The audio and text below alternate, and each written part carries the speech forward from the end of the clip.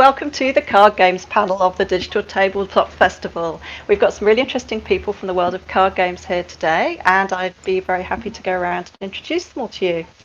I'll start with myself. I'm Helen Carmichael from Grey Alien Games.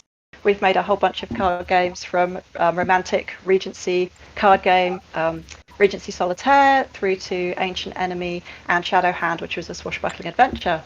So I'm going to pass you over to Guðmundur to introduce himself, and then we'll go around the rest of the panel. Thanks. I'm Guðmundur Kristjánsson. I'm the co-founder and creative director of 1939 Games. We're based in Iceland, and we are working on a collectible card game set in World War II, which is simply called Kards, but with a K. I'm also a lifelong card gamer. Fantastic. Thank you very much. Marlowe, would you like to introduce yourself, please? Yeah, hello everybody. My name is Marlowe Dobbe. I am the artist and animator at Rose City Games based out of Portland, Oregon, and we are currently working on a deck building tactics game mashup called Floppy Nights. Fantastic, thank you. Now I'd like to go to Martin. Martin, would you like to tell us a bit about yourself and your games? Hey, I'm Martin Nerurkar. I'm based in Germany, and I'm like a one-man shop called Sharkbomb Studios. And I made the Dustpunk deck builder no profit. That means design code, interface, and bits of audio and art here and there. Fantastic, thank you. And Anthony, last but not least, would you like to introduce yourself? Sure. My name's Anthony Giovannetti. I'm a co-founder of Megacart Games, and we worked on the deck building roguelike Slay the Spire. Thank you very much. Okay, so let's crack on with a few questions for these fantastic people. To start off with, I just want to think a little bit about the history of gaming and cards in particular as iconic. So when you think about chess pieces or dice or cards, they're all the very first things you think about when you think about tabletop game pieces. And when you say the word game, those are some of the first things that will pop into somebody's head. But there's a lot of other things we think about associated with cards as well, perhaps in our culture, like maybe gambling, the use of the words sort of jokers or aces in our language, the idea of maybe a bit of mystery and danger going on in there. So I thought I'd go first to Marlowe from sort of visual point of view, and because of the fact that you've included floppy disks in your game, which is kind of interesting because that's another piece of history. How do you see cards as a device in gaming, Marlowe? Yeah, I think definitely coming from a visual perspective, like you mentioned, I think that looking at cards and for Floppy Nights, looking at floppy disks, it's like they're really a part of kind of like an understood iconography. So I really look at them a lot of the times as not just a device, but a symbol that is really understandable for people visually to read. And yeah, so if you think about like floppy disks, for instance, nobody really uses those anymore. But even like kids who are young can recognize a floppy disk because we use it as an icon so much for like saving in software or anything like that. So I think that looking sort of like at cards and using cards is a really easy way to break down any walls and communicating visually with a player. If a player looks at a card, they're going to understand sort of what they're dealing with and sort of rules around what it is like to use cards in games just based on prior experience and kind of like what you said, the history of cards and how we're already kind of all familiar with them when we're going into these types of games that use them. Fantastic. Okay, so Anthony, I think you have some history of working in tabletop games before you came to making video games, if I'm correct. So do you want to talk to us a little bit about how that feeds into the sort of history element for you? Yeah, sure. I actually managed a board game, card game store for several years. And so I played a lot of deck builders like Dominion, and I grew up playing Magic the Gathering from when I was a little kid. So that's kind of more the direction that I approach it from, where cards have this like the strong element of customizability. And so people they know when they're going in, they kind of know that cards are giving you like this wide array of options, and they can know when they're deck building that they're customizing what they're doing as they play. And so that's like kind of the key thing that we tried to cue into. And then you also, like Marlowe said, you have all those elements like when you know that you're going into a card game, people understand what a hand is, they understand what a deck is. They already know all those, and so you don't have to teach it to players because they already come into it with their assumptions built in. So trying to take as much use of that as possible is good. Yeah, I kind of want to hook into that, if I may. Yeah, sure. I was going to come to you last, actually, because I wanted your alternative take. Would that be okay? Sure. Can I come to you? Because I think you've got a different twist on this than perhaps some of the rest of us. I wanted to ask Guðmundur as well, specifically because his game tapped into history. So there's a lot of historical iconography and beautiful artwork that's very much taken from real life. So I'd like to maybe hear what you think about the icons of cards first, and then we'll go to Martin for his very different take, I think. Well, for me, it's playing cards are very much, you have the collectible card game later on, but it's also just something really familiar. I played cards when I was a small child. My parents played cards, and my grandparents, everyone played cards together. That was kind of a big culture in my family. And then, of course, later on, the collectible card games and all that comes into place. But yeah, I mean, I definitely think, the variety. A card can represent so many things. Even a regular playing card, it can represent endless different types of games. Or in the collectible card game, it can be different stories, so many different things. So I think it's such a versatile piece of gaming equipment, the card. Yeah, I think versatile is a fantastic word for it, isn't it? So yeah, Martin, sorry to cut you off there. I suppose I came at this very much from the very old-fashioned point of view of having made a card game in which a sort of historical person could win or lose their fortune in a gambling game, and that might ruin their chances of true love. So, but I think you've done something very interesting in terms of looking at culture and coming at things from perhaps a non-Western perspective and so on. So do you want to talk to us a little bit about that and what cards mean in your game and in your world? Well, I sort of agree with what everyone was saying. I was just sort of trying to hook into the initial question, which you sort of approached with the classic playing cards, with like Ace and like Joker and like the whole poker thing. Because I feel cards as a physical artifact have a lot of value, sort of like this manipulatable object that we put into decks, that we have in hands, that we sort of understand. But I feel like the connotations between classical playing cards and sort of these playing cards as you find them like in Monopoly for like the different decks, or like in Magic the Gathering or Slay the Spire or whatever, they sort of have very different cultural sort of values. Like the whole gambling and sort of mystery this is like seedy part, I don't think applies to the board gamey part of cards, where we sort of know, very unique and different cards as playing pieces of a larger whole, as compared to like classical sort of playing cards, if that makes sense. Yeah, absolutely. No, I think that's a really good point about how we use cards for messaging different things in different games, and they can take on different roles depending on their context. I think that's really important. So let's think. I think we've touched on this a little bit already, but I think this is quite an interesting thing to get into, is this idea of cards as a kind of real world UI.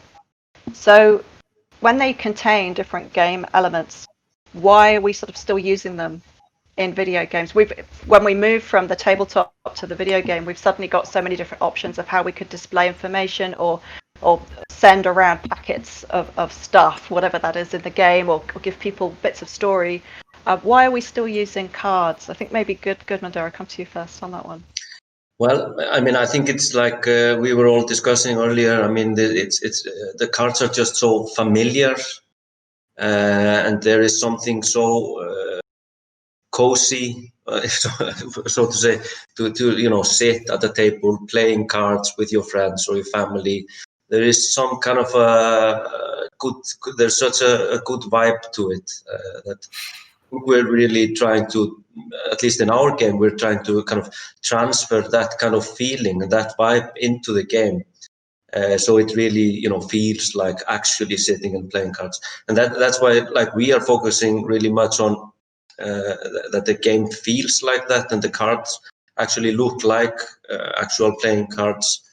I think at least if you're designing a card game, I think you should. It should feel like playing cards. If it looks like some kind of a computer game and the cards looks like something else, even if they are supposed to be cards and behave some differently, then you should not be trying to do a card game. Then you should just to use some other framework.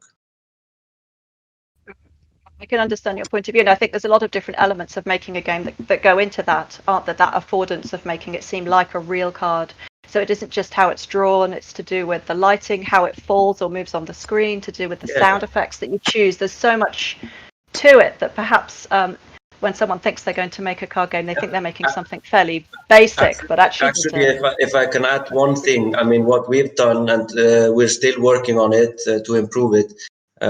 We at some point we placed cameras in the ceiling, and then we were playing cards, actual playing cards, and we recorded it all, and then we were watching, how do cards actually move when you are playing them? How do you use your hand, and how do they turn, and all these things. So that's That's really a cool idea. Yeah, I think it's really interesting with cards sort of like being used in video games. It does kind of give it that like instant connection to a player, that you have like a tactile feeling to your game. I think is sort of like what we were just talking about. It's sort of like a really easy communication device to the player to like understand that tactile feeling while you're playing a game. And I think specifically with like deck building board games and translating sort of that into deck building video games that use cards, it feels a lot better when you build your engine and build your huge deck to actually be able to envision it as being a like 70 card deck, like instead of, oh, there's like 70 things in this folder on my computer. It's like, oh, I can actually kind of like feel like it's 70 cards, and I've had that feeling of the physicality of it, and playing all of that kind of stuff, kind of as a counterpoint to like the idea of card games as video games should feel like card games. I think there's also a lot of really interesting possibilities for video games to play with cards in a way that is impossible for card games. And I think that's something we really try to focus on with Floppy Nights, where it's like we're building a game that has deck building elements in it, but what can we do that we wouldn't be able to do if it was a physical game? And how can we kind of like leverage a different medium for cards in an interesting way that we wouldn't be able to do if it was just a tabletop game? So yeah, I think there's just like a lot of cool opportunities there. Does anyone else have any thoughts about cards kind of as systems and as a limitation, and perhaps, talking a little bit about mechanics and so forth? What do cards offer us, that other ways of presenting things don't? Perhaps to come to Anthony. I think sort of like one of the reasons we use cards is because it's sort of this, which we talked, is this sort of handy physical thing we understand easily. It's sort of I feel like to sort of, before I go to the next question, sort of ping back first, because I'm sort of the opinion that I don't think digital card games need to emulate physical card games. We use cards as metaphors, the same way we call the things we press on the screen buttons. We could call it anything, but it makes sense because it's a button, because we press it, and we don't actually press it because we move a digital thing there and then we input something else to.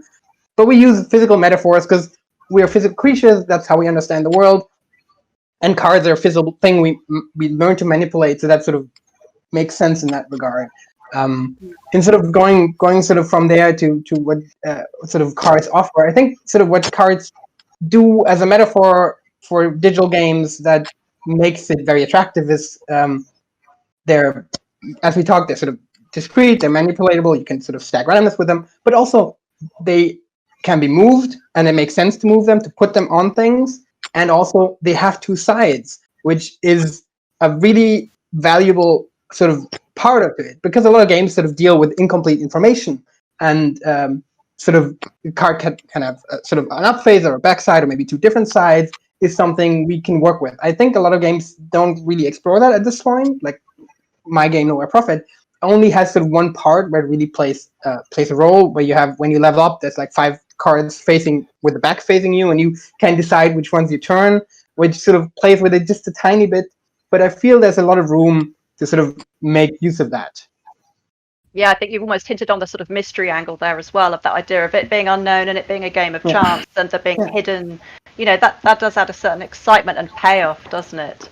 Anthony, do you have any thoughts about that? Yeah. I've actually advocated cards as UI elements a lot, even in non-card games, because I think the card framework is such a powerful UI element. If you think about it, what a card is doing is basically it's a bundling of different information together. So you have like the name, the art asset, plus the mechanical framework.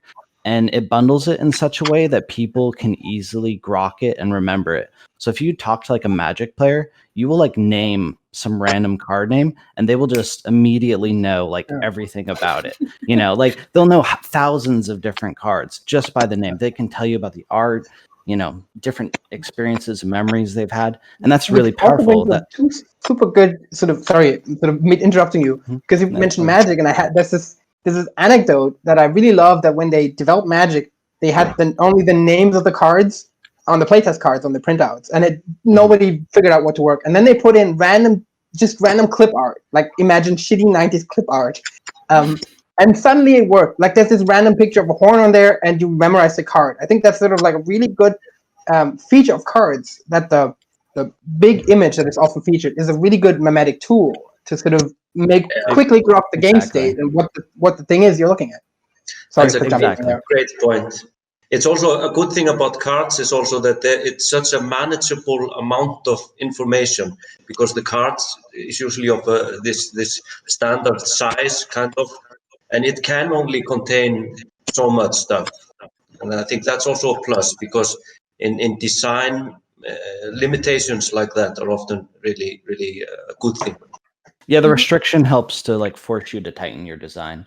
I've helped people out working on prototypes and stuff, and they'll have like, you know, huge reams of card text, and I say, no, you got to like turn it way down, and then you get to something that's just a lot more elegant. Yeah, I think totally like piggybacking off of that too, from like a more, you know, a UI design perspective. I think that players are way more willing to read information on cards than they are in dialogue windows or something like that. It's like a really easy way to actually get players to read rules and like comprehend rules. Because I mean, I know when I play, I hate reading tutorials, but I will read a card like no problem, even though it's the exact same thing. It's just that understanding of, just like the device that it is makes it really easy to consume. I think the idea is sort of in players' minds that the text on the card has gameplay relevance, because that's usually what the text on the card has. So I'm going to read it, even if maybe half of it doesn't, you know. I also had a point in sort of what makes cards really useful is, Anthony, you mentioned they're sort of like a container for stuff, which I think is really valuable, because they can be the same container for different kinds of things. Because in Nowhere Profit, we have two different kinds of cards. We have leader cards, which are sort of actions and spells and that kind of metaphor, and the other kind is follower cards, which are people you put on the board. But they're both in the same container. They're treated sort of very similarly and sort of make sense, to put them together. Yeah, no, I can definitely speak to that as well, from the point of view that in our games we started off very much with a game where you play cards and everything else happens outside of the cards, with various story dialogues and other types of dialogues that come in.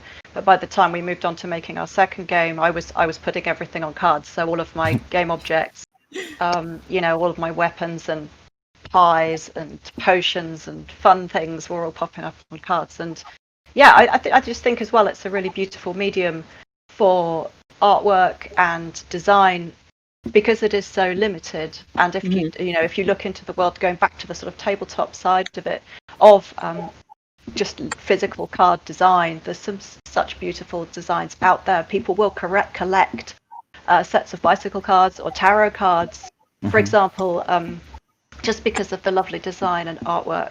So that in itself is quite inspiring, isn't it, as physical objects? Yeah, and also just from a designer perspective, it's cards and their general layouts have been something that designers have iterated on over time, and like we've come down into this form. So when you're using cards, you're kind of using something that is past the evolutionary step, and it's what people use these days. So it's good. It's like you're starting at a good spot.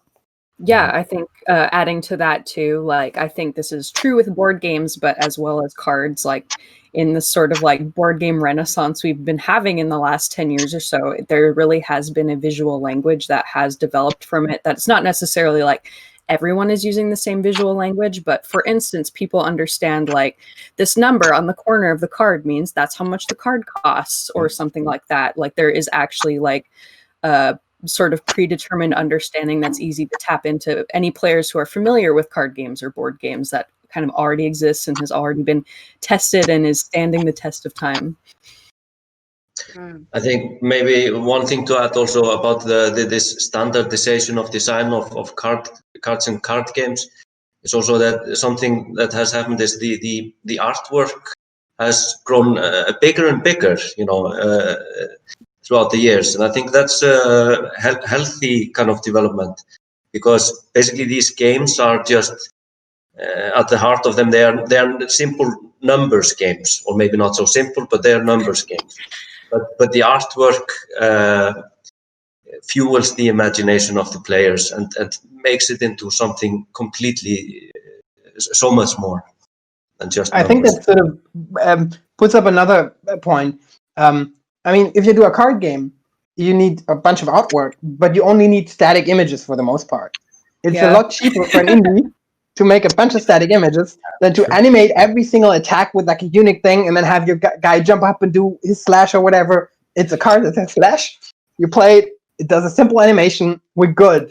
And nobody's annoyed by that. Nobody expects this to be like you play the card and you get like a 2-second cutscene of your guy sort of doing his ninja moves. It's fine. And that's really, really thankful. Like this sounds shitty, I guess, but I couldn't have made the game if I would have had to animate every single one of these things.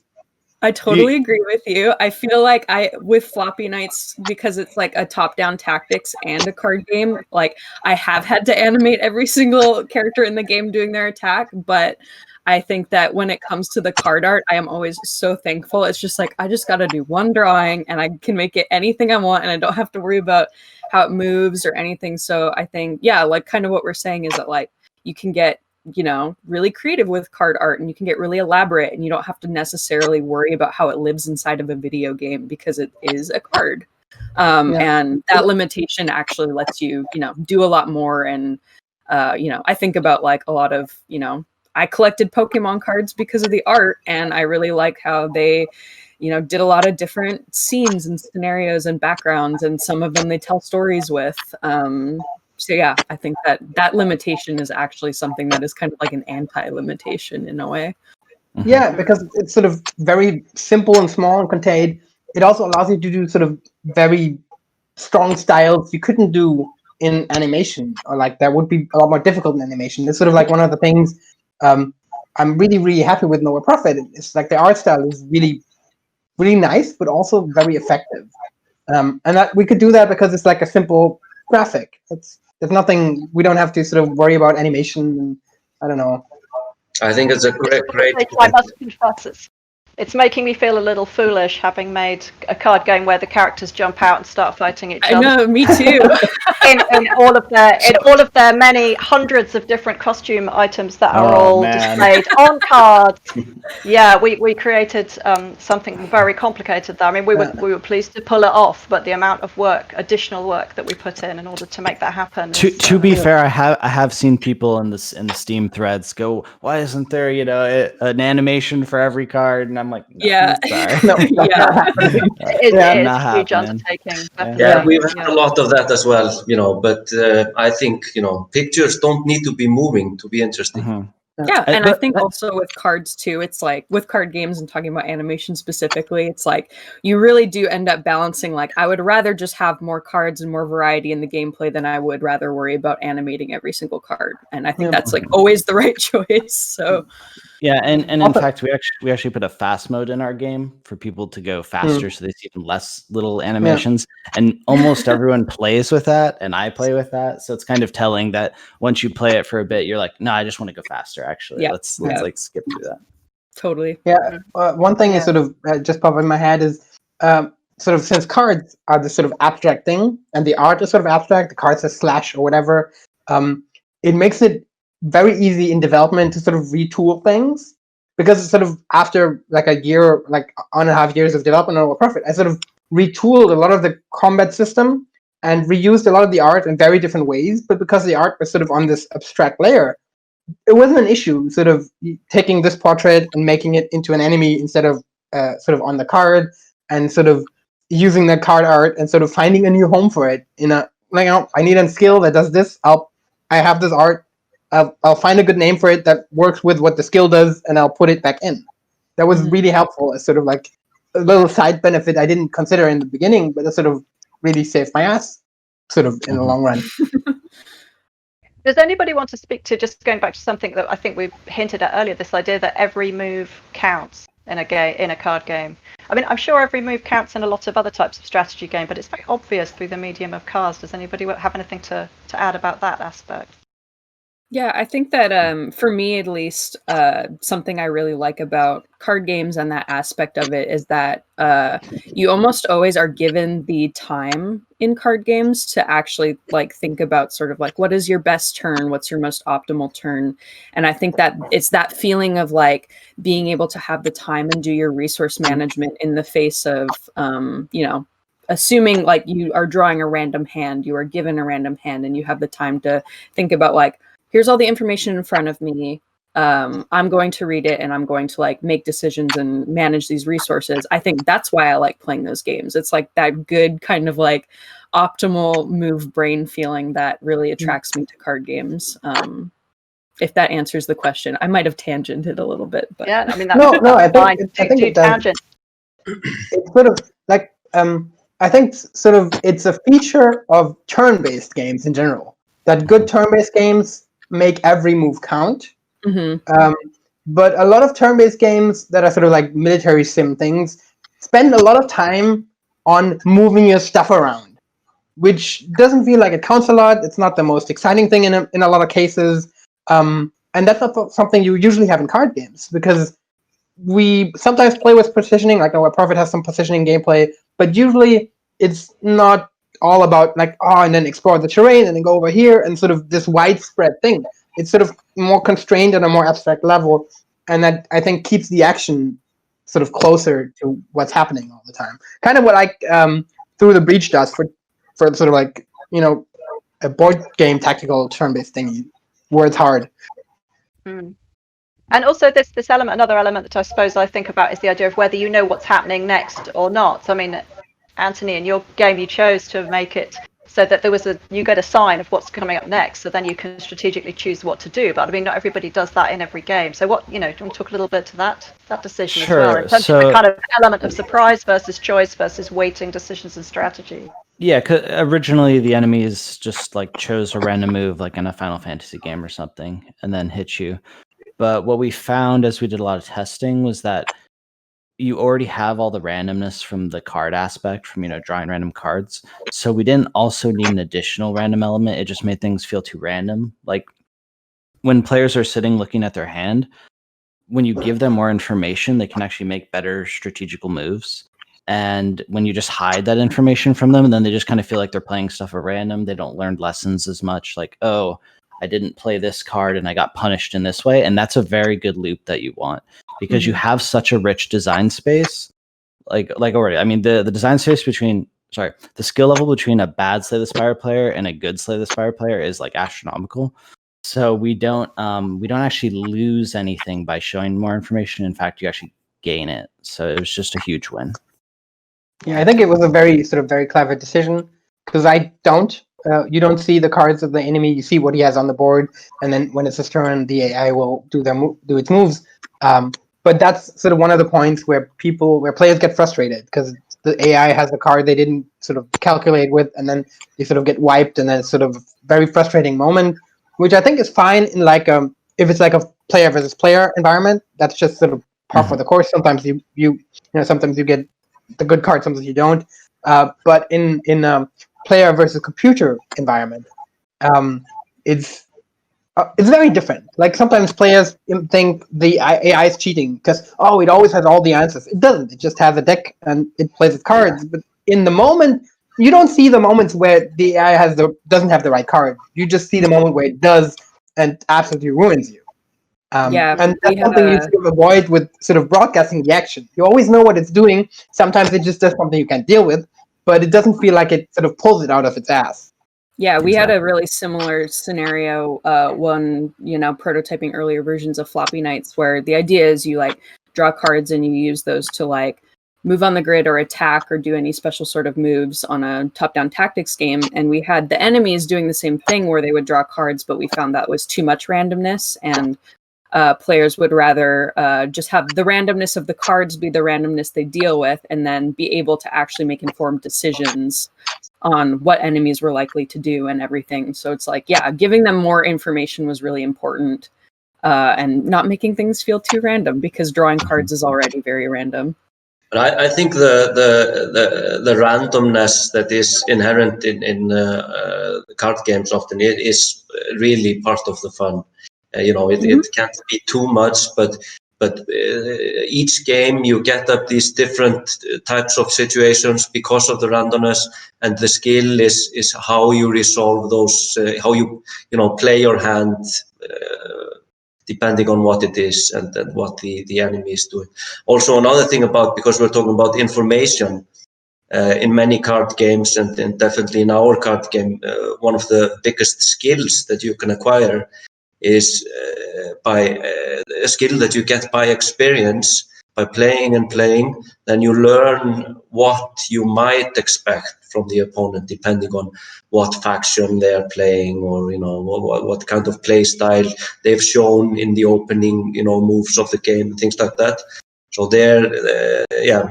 that's also information that just gathers up, and players become better and better at using that information. Yeah, I find the more symmetric the experience is, the more that's fine. But as you start to get really asymmetrical, then that's when it feels like the player just like flips a mental switch, and they're like, "Oh, this feels cheap." And so like that's the main emotion that we try to avoid. So yeah, I think the other thing that I would add to this whole scenario is this idea that you might be playing the card game, but you might also have an audience watching you playing your card game. So going back to our sort of tabletop analogy, we might have had, our various people gathered around the gambling in the casino, gathered around the game of cards, or in the home or wherever, watching and sort of seeing maybe what one person's cards are, and sort of to move forward. Now we have streamers playing these games. I mean, something like Slay the Spire has been an immense hit in that sense, and I think, well, in many senses, of course, but that in particular, it has been an absolute sensation in terms of streaming popularity. And I think, it's interesting to note that idea that you can see what's coming next, and so can the people watching. So they're all thinking about what they might play, how they might make the next move, and then waiting to see whether the person playing actually does the best move. That's part of the excitement, isn't it? I think it really ties into that idea of drawing random cards and being able to logic out your most optimal turn. Like with card games, there tends to be like a lot of different things you can do to make your turn count. And I think, that's like the excitement of watching it is what path is this person going to take with these 5 cards that they drew, and how are they going to make it work for them? Yeah, I sort of thought of sort of every turn in or profit, or in sort of Magic or card games like that when you start, because there's so little randomness involved in the play itself. Because we know a lot. I know my cards. Most of the stuff that happens isn't a dice roll. I know what it'll do when I'll do it. I can see a lot of the information. Makes the play that you do, and when your turn starts, and then it's a puzzle. How do I sequence things? When do I play that? Do I attack this or that? What will it do? What can I do afterwards? It sort of makes this chain of events that you can look for the right sort of line through. That's super satisfying for people to do when they play, but also when they watch. When I watch streamers play my game, I'm like, I would do like this, and then they do something else. I'm like, no, this is not the right way to do it. And I think that's really good for streaming, because you come attached to your line you see, and then you're sort of emotionally involved in sort of what's happening. Definitely. So speaking about different types of games and what we like to watch, what type of card games have influenced your work or your choice of game that you've made? And that could be like a tabletop card game that you've enjoyed playing, or a game that you've played digitally. So maybe Marlowe, would you like to go first? Sure, yeah. I think that just from a deck building perspective, Floppy Nights was really inspired by Dominion. I think that the idea of sort of like customizing your deck to build an engine feels really good in that game, and sort of like all of its variants, and that's something we kind of wanted to capture. This is like barely a card game, but another really big inspiration for me for like this game and just like games I like to make in general is the Mega Man Battle Network series.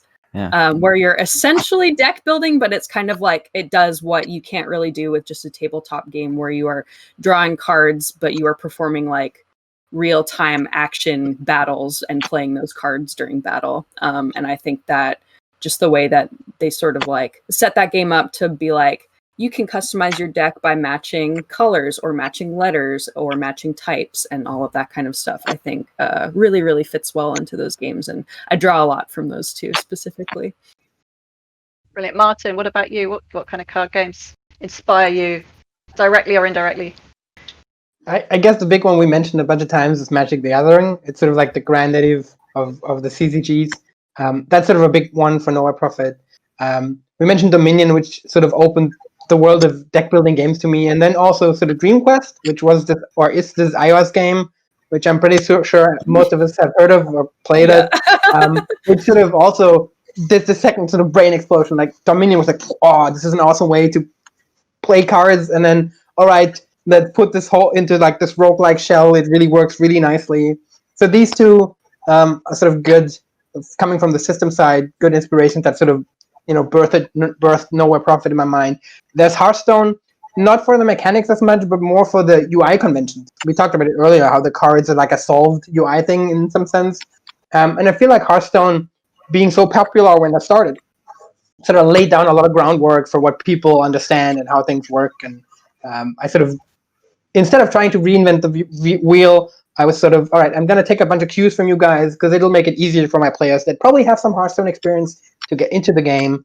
And then two games to quickly mention that sort of did a lot of inspiring on like a more of like a feeling level were Banner Saga and Faster Than Light. Sort of two games that sort of hit me emotionally with the sort of story they told, which sort of I poured into whatever I was building.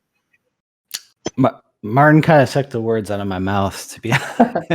I mean, that's for sure. Like FTL, really inspired our map. You can see that. All the card games you mentioned. I did play a lot of Netrunner as well, in addition to Magic, which is really, really big into Netrunner. But I guess the only thing you didn't mention would be like Chandelar, which was the old Magic video game where you would go around and you'd fight NPCs, and then when you beat them, you'd like get an anti card from them that you could add to your collection and to your decks, and that was kind of like the way old, and that was kind of like the prototypical digital deck builder, but that I played when I was like a little kid, I think. So, but yeah, otherwise everything everyone mentioned. What about you, Guðmundur? Got any other things to mention? Yeah, I mean, our game is also a pretty traditional collectible card game in many ways. So it's definitely, of course, Magic the Gathering. Also, I mean, Hearthstone. I mean, what they did really well, even if it's not really my cup of tea when it comes to the kind of look and feel of the game, they really made a great job of laying the ground work for making digital collectible card games extremely accessible, and that really affected our designs, making it really streamlined and flow nicely and use the benefits of the digital format and things like that. But then I might also add that our game is quite influenced by maybe not card games, but various strategy board games, stuff like that, like Memoir 44, Axis and Allies, and those kinds of war games. I Yeah, I guess guess. in my sorry, go No, ahead. go ahead. No, go ahead, please. You sure? Oh, I suppose the idea for my card game came from a sort of rather strange mashup of Fairway Solitaire, which was a hugely popular casual game, and made by Big Fish Games, combined with reading a lot of Georgette Heyer novels. I don't know if anybody's heard of Georgette Heyer, but she was an historian, a sort of lady in the 1970s, who wrote these kind of Regency romance stories. There were almost invariably cards in these games, and that was what got me into the whole sort of story of my game. That and having played, physical cards, both things like Magic the Gathering, but also, your typical pack of cards, the types of games that you can play with that, and just, this idea that card games were everywhere in that era that I set my game in Regency England, sort of. From our games are set from 1770s to sort of 1820 or so, and whether it was at a sort of lowly pub or a huge party with grand hostesses, there'd be cards there'd be gentlemen's clubs with areas devoted to card games. There were sort of these things called gaming hells where you went to literally lose your daughter's hand in marriage or your mansion or your horse and carriage or whatever in a game of cards. And these kind of games that we don't really necessarily know much about now, PK and 21, which is like we try and get as close to 21 as possible. Quite simple concepts, really. Not difficult to learn. Very easy rule sets. So almost less strategy, but higher stakes.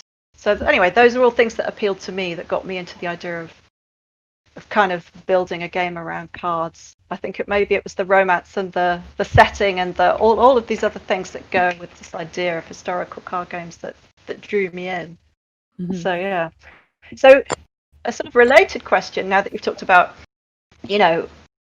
what kind of card games influenced you and how you use cards in your games and how they're this perfect, beautiful little nugget of UI that you wouldn't want to live without. How would you make your game? Could you ever make your game without cards in it? Guðmundur, I'll go to you first on that one. The short answer is no, definitely not. Because our game is so focused around the concept of being a card game. If it was something else, it would simply be something completely different. So, yeah. Anyone else? Can anyone else see a way of making this, telling the story of their game, or having the sort of jeopardy of their game without card? Okay, so I guess we could be here saying how we're inspired by mahjong tiles, and you're drawing from a tile deck. Right? But in essence, that those are just cards, right? Like that's just cards by a different name and a different physical material. So, do you mean like if we mean cards within like the naming and the framework? Well, you could, I guess. We just wouldn't call them cards, but you'd be losing something for sure. If you mean the bundling of name and mechanic framework that we talked about, well, then if you lose that, you kind of lose it all. So yeah, that's how I think about it. Yeah, I guess speaking from my own point of view, I went from having objects on a background that people could pick between and little bits of stuff that came up and told you about them, and you could pick them and you can add them to your picture. And by the time I was onto my next game, I was like, bin all that, we'll put it all onto cards, because cards are so versatile and so useful. So we moved more and more from just playing cards with digits and suits on them to cards for everything, collectible cards for all the stuff in the game. So I guess I moved in that direction, but I have tried using fewer cards. I haven't tried using none at all for the games that I make. And I was just interested about that. How much stuff do you put on cards? Yeah, and why? Is the stuff that would work better off of cards, but we're all seduced by their versatility? I don't know. I think that some stuff is like, I think it's just a matter of like how much information you want to communicate, because we're talking about like, I really do agree with the idea of cards being like a bundle of information, and I think that it's like these games, could exist, I guess, as non-card games, but would still kind of be card games. Like, I consider the Battle Network series to be a card game, even though they're like battle chips that they're drawing and stuff like that. But I think that it's like, Floppy Knights could could be a non-card game, but like a lot would get lost, I think, just in terms of like you can't have as much complexity communicated with like mechanics that you're trying to show off and stuff. So it could be that you just draw like move and attack icons and drag them onto units, but then we wouldn't be able to do sort of like any of the really fun meaty stuff where it's like move with a special effector on or do status effect damage or anything like that. I think that the card vehicle really helps you be able to have a lot more freedom with mechanics and communicating mechanics. That's beautifully put, Martin. Do you have anything to add there? Well, so I think similar to what everybody else was saying, Nowhere Prophet as a non-card game, I think it might work because it revolves a lot around units, and you could look at 2 RTS games and go like, all right, we can sort of pull the units out and do something else with them, but it would be a different game because you lose the sort of deck building aspect. It will be like you'll have an army and then you'll pull units on the map or something. But I want to sort of go to your question of what can't we put on cards, and it sort of brings me back to what Anthony was saying earlier, that I think it's you can put everything on cards, but there's a limit to how dense the stuff can be that goes on a card, because the benefit of the card is also that it is a certain size in like an abstract sense. If you make it too big, it's not going to be a card anymore. It's going to be a page. And that's a different thing suddenly. Jumbo card. That's your book. I think it's where we have versatility in the digital world, though, isn't it? That we don't have perhaps in real life. So in the digital world, you can have a tiny card that you hover over and it then zooms in, and there's way more information, and then you can put it back down again. So this is the sort of flexibility that we've created for ourselves by putting it in digital format. Yeah, I think there's something to say, the card, and then if you click on it, it'll open something else, sort of what Cultist Simulator does, where a lot of the cards, they have tiny cards, and you click on it, and then there's some story behind them. But I think the important part of the card is, if you look at it, you'll quickly get what it does. If you know how the rules work, you can skim it, and you'll figure out, it costs this much, it looks like this, that's its name, this is what it does, I'm done. And then you can hold this unit of information in your head. And once you put in too much, that this doesn't work anymore because it has different modes and too many different variables, then it'll break down. I think you touch on this a little bit in Slay the Spire because you have versions of the cards that they just leveled up, but you sort of help that by highlighting the numbers that change to make it easy for me to I see this is a different version of the card, because otherwise. It'd probably lead to a lot of confusion because you use sort of like the big Q, the image, and then it's sort of that, Fantastic. Okay, so we're coming towards the end of our time together, but before we go, I want to ask you all to answer 2 questions if you can hold these in your mind. One of those is, if somebody who hasn't tried a card game before was to go on Steam and pick one out, what's a card game you could recommend that you think they should try? And the second question is, what are you working on now? So I'll go to Guðmundur first. What games would I recommend? Of course, Kards with a K. That's without a doubt by far the best card game out there. But you could pick any of the popular collectible card games if you wanna get into collectible card games. I think they're just a great type of game that has a lot to offer. Okay. And what was the other question? What are you working on at the moment? What am I working on? Or next? What have you got? What's coming up next for your stream? We're working on an expansion for later this winter and various different things in our game. So we are always quite busy. So I'm working on a lot of artwork and game design and stuff like that. Fantastic. Okay, so Anthony, what about you?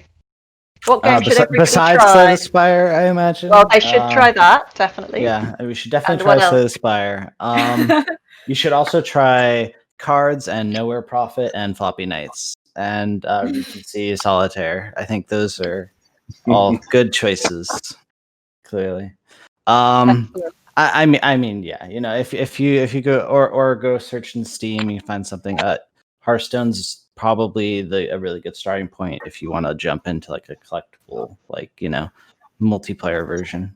But just in terms of what I'm working on, we're currently working on coming out on Android, and I'm also looking into maybe creating a physical board game version of Slay the Spire. We'll see, which presents interesting design problems. So, as you can imagine. But yeah, so and we'll see. We're going to keep working on stuff in the future. So fantastic. Well, we're excited to see what you come up with next. What about you, Martin? What game do you think people should try? Maybe one that people haven't heard of. I don't know. What? I don't know. I don't think I have one people haven't heard of. I'd say Slay the Spire, because I think it's a really good sort of entrance into roguelike deck builder. It explains a lot of things. There's a huge community that'll help you with sort of strategy questions, but also Magic the Gathering, because it's a really good game. It is a little pretty complex, but I think it does a good job at showcasing sort of the complexity that card games can bring, sort of the tactical crunch that you can find in there, and there's a sort of wide variety of sort of levels of play available. And to your second question, what I'm working on right now, after working on Nowhere Profit for over 5 years, I'm coming on 6 slowly. I'm actually not doing anything digital. I'm making a lot of sort of tiny physical games, like role-playing games. I made a really, really fun city generator that you play with friends, and you draw a map as you play. That's turned out really nice. I made a mindfulness game for myself that you can play. It's called The Impossible Swan. And I'm working on sort of tabletop role-playing thingies, just sort of anything that doesn't have me code. Fantastic. What about you, Marlowe? Relatable. I'd say card games. We're talking about card games. I'd say card games I'd recommend on Steam. I really like Love Letters, a really good one. Really easy to get into. I think that no plugging, I swear, but I really, really like Shadowhand, and I think that that's probably one of the most fun card games I've played on Steam. And I'm also going to do the guilty myself plug and say, try out my other game, Dicey Dungeons, which is kind of a deck building dice roguelike. And yeah, check those out.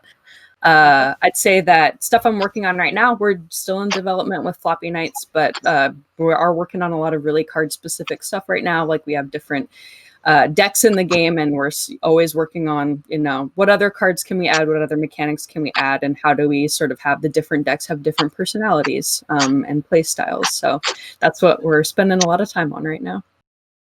Fantastic.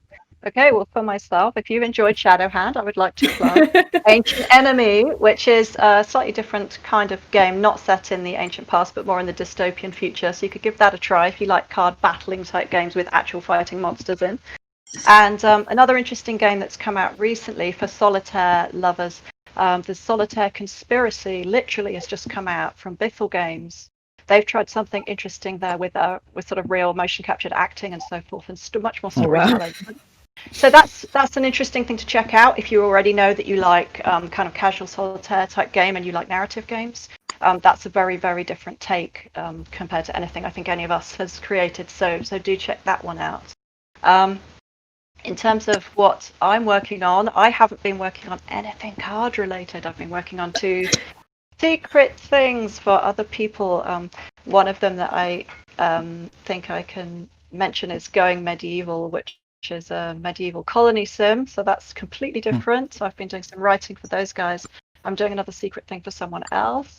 And the Grey Alien Games, I think we'll probably circle back round to card games once we've all finished working on our own various different side projects, because we do love a good card game. All right, so I think that's all we've got time for today. So I'd just like to say thank you very much to Guðmundur Kristjánsson, Marlowe Dobbe, Anthony Giovannetti, and Martin Nerurkar. Thank you very much for your time. I'm Helen Carmichael from Grey Alien Games, and thank you very much for joining us. Thanks for having us.